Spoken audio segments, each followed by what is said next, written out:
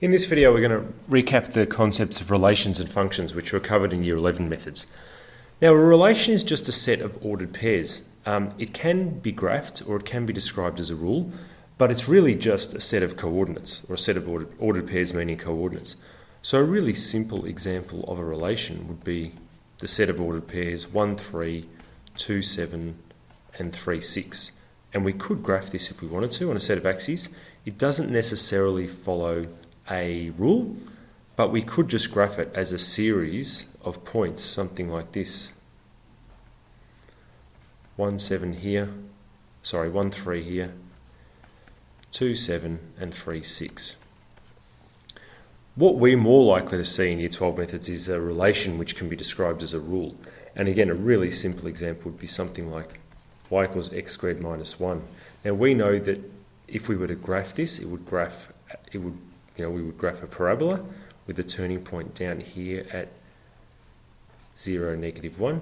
But all this really is a set of coordinates or a set of ordered pairs. They all happen to follow this rule, y equals x squared minus 1. So summing this part up, a relation is just a set of ordered pairs. Either just almost like a random set of ordered pairs, not following any sort of rule, or something which can be described as a rule. What we move on to now is the idea of a function. And a function is a relation, but it has only one y value for each x value. And graphically, the easiest way to determine whether a relation is a function is if it satisfies what's called the vertical line test. Now, the vertical line test works in this way. Let's consider the graph of a relation. Let's consider the graph of the relation that we looked at before, y equals x squared minus 1. Now, the idea behind the vertical line test is, if I look at this relation, and if I draw a vertical line that runs through this relation, I should be able to draw a vertical line at any point through this relation, and I will only ever be able to intersect the relation once, and therefore this actually is a function. See how I'm only intersecting this a maximum of, over here, one time? So that would make y equals x squared minus 1 a function. An example of a relation that wouldn't be a function is something like if I was to graph the relation x squared plus y squared equals 9. Now you may remember these types of relations from Year 11 methods. This is actually, when graphed, will graph as a circle. And if I was to drop a vertical line through here, I'm actually touching the relation twice, which means this isn't a function. It is a relation because it's a set of ordered pairs. All the way around here, we have all these coordinates that make up this relation. But because it doesn't satisfy the vertical line test, it's not a function. Now, within this group of functions, and most of the work we've done this year have been with a range of functions. We've looked at quadratic functions, cubic functions, square root functions, hyperbolas and truncuses, which can be graphed. These can be separated into functions which are one-to-one. That is, one x value to one y value. Each x value will only give you one y value, and each y value will only be found from one x value.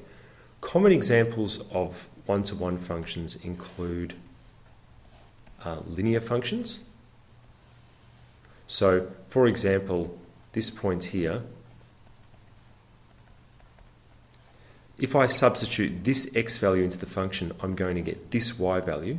And also, if I wanted to get this y value, the only way I could get this y value is to substitute in this x value here. So this is what we mean by a one-to-one function. Another common example is a basic cubic graph, such as y equals x cubed, which looks like this. If I consider this point here, if I subbed in this x value, I would get out this y value. There's only one y value I get from this x value. And if I wanted to get this y value, the only way I could get this y value is to sub in this x value. There are no other x values that give this y value. So this is what we mean by a one-to-one function. Graphically, what we are seeing is these functions also satisfy the horizontal lines. Meaning, if I drew a horizontal line through these graphs, such as here, or here, or here, or over here, I can still only ever intersect the function once. So that's another way of seeing that these are actually one-to-one functions. Now let's contrast these with many-to-one. Now again, we've looked at some functions this here which are many-to-one functions, and these are, the idea behind a many-to-one function is there are many meaning more than one x value can give the same y value. And the best example of these is a basic quadratic graph. For example, it is a function because it satisfies the vertical line test, but if I consider this y value here, I could get this y value by subbing in either this x value, x1, or this x value, x2. So this, whilst being a function, is a many-to-one function. There are more than one x value that will give the same y value.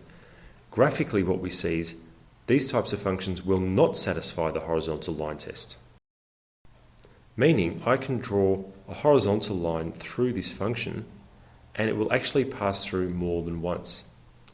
Another common type of many-to-one functions are sum cubics, like this. This clearly, a y value, for example, such as this y value here, can be found from this x value, this x value, or this x value. There's actually three x values that give the same y value. And also truncuses. If I was to draw a truncus that looked like this, both this x value and this x value here will give the same y value. So a quick recap, we've looked at what a function is. A function has to satisfy the vertical line test, and then functions can be one-to-one or many-to-one.